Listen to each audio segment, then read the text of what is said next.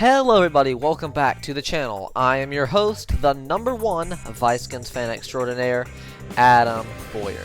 Today we are back again and we are doing our yearly Washington Commanders draft grades. Did one of these last year, except it was the Washington football team draft grades. Doesn't seem like it was a year ago either, but man, time sure does fly. We did do a draft grade though. I do think it was a little bit after the draft, like longer after. But today we're going to be doing one, and it's obviously we're just a week or so about after the draft, and it has been a wild offseason. Free agency and trades and the draft, and I was trying to watch a live stream of the draft, and it was just, okay, we're finally on the board. Well, this team's going to pick. No, it's a trade. Then it's a trade here, and this team's going to trade. And it was crazy. And, of course, the Commanders, too. Spoiler alert, I wish they had drafted Jameson Williams. But oh well, I also wish the Vikings had gotten Kyle Hamilton, but that is neither here nor there. I ended up being really happy with the Vikings draft, and you'll see my reaction to the Commanders draft in just a moment. So, let's get down to business. Here we go. So, first of all, I just want to say we're not going to mention any of the trades except the big one in round 1, in which we traded the 12th pick to the Saints for a 3rd round pick, the number 16 overall pick, and I think there was one other pick, maybe a 5th or something in there, and I'm not sure what it was. I think it was a 5th. A 5th, a 3rd, and the 16th overall. I think that sounds right. Traded down with the Saints, then we ended up with the 16th overall pick, snagging Johann Dotson, wide receiver.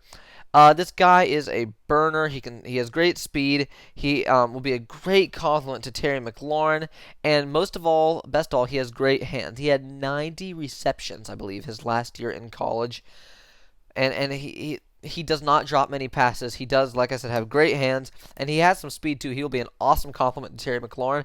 I certainly would not have hated a Treylon Burks pick here to get a big physical type of receiver, but I definitely do not hate the Johann Dotson pick at all. Number 2, round 2, I had a surprise, at least it was to me. We drafted Phidarian Mathis, defensive tackle out of Alabama. This definitely surprised me, but he definitely will solidify the defensive line, and I mean, he had 9 sacks his last year at Alabama. I don't know how I had never even heard of him.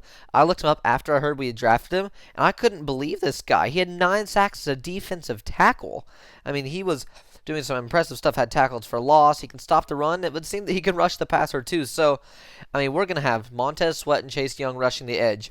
We're going to have in the middle Jonathan Allen, Deron Payne, and then Tim Settle and Phidarian Mathis will battle it out for the 3 spot, I suppose. We're going to have, again, I think, maybe the best defensive line in the league, and I still think we could have had that last year. Things just didn't quite fall into place. I think we definitely can this year. Number 3 definitely had another surprise. We had Brian Robinson Jr. Drafted the halfback, I believe also out of Alabama. I don't hate it, but I don't love it either. He did have a lot of production in his final year at Alabama, if that is indeed the school he went to. I definitely didn't hate it. We do need a good halfback to complement Antonio Gibson. I just don't think that was one of our primary needs because we re-signed J.D. McKissick, which I loved. I was so happy when I heard he wasn't going to the Bills. In the 3rd round, we had a lot of other needs we could have fulfilled. I would not have hated another receiver. Wouldn't have hated a good tight end here. Even offensive line. Heck, even quarterback, although obviously we got Howell. But we'll get to that in a minute. But yeah, so I don't hate the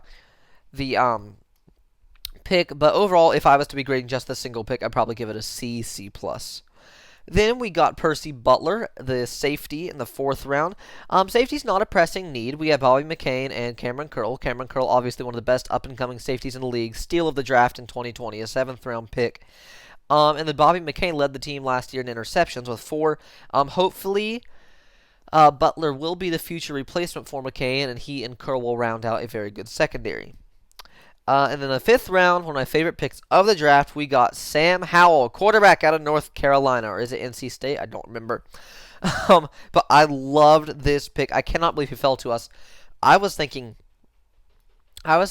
at most Howell would fall to the 3rd round probably or so. But, I mean, quarterbacks just fell and fell and fell. I couldn't believe Malik Willis fell all the way, I think it was to 86 to the Titans. So I was very happy about this Howell pick. Could very well be the future replacement for Carson Wentz.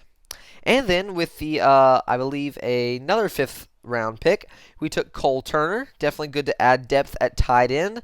John Bates showed some promise in his rookie year, a lot of it actually. So maybe he'll be the starting tight end one day, but You know, we only have him. Logan Thomas, very good when healthy, but he is getting up there. And then, of course, we don't have Ricky Seals-Jones anymore. So I like the pick. Cole Turner, let's hope he can come in and help us with blocking and in the receiving game. And then we have Christian Holmes and Chris Paul selected in the 7th round. What's at the bat with the basketball players? We have Kobe Bryant and Chris Paul going in the same draft, and maybe more players for all I know. But yeah, I think, you know, in the 7th round pick, and really even 6th and sometimes 5th to an extent, you're just kind of taking shots in the dark and seeing, you know, hoping a player you pick will pan out. But look at Cameron Curl, 7th round draft pick in 2020, and he's becoming can become one of the best safeties in the league. So yeah, good picks for positions that we don't have great depth at. So my final grade for the draft is, drumroll, B+. I definitely was not wild about some of the picks. For instance, Mathis, I like it. More I think about it, the more I like the pick of Mathis. Could have used it on some position we needed more, though. And Brian Robinson Jr., halfback, I feel like we could have used our 3rd round pick in a better place. But I loved Howell. I did like that we were able to get additional draft capital and still get Johann Dotson. And then the rest of the picks, I think, were all pretty decent as well. So, good draft for Ron Rivera and Martin Mayhew. But here's what I want to know. What do y'all think of the Commanders draft? So, comment it below. Let me know. Don't forget to subscribe. I'm still trying to release at least one video a week. And hey, we've hit 200 subscribers. Just released a short about that. So, thank you so much for subscribing. If you are watching and not subscribed, please do. Check out the playlist here and a video that should be appearing beside me as well. I'm the Vikings fan, and I'm out of here. See you next time.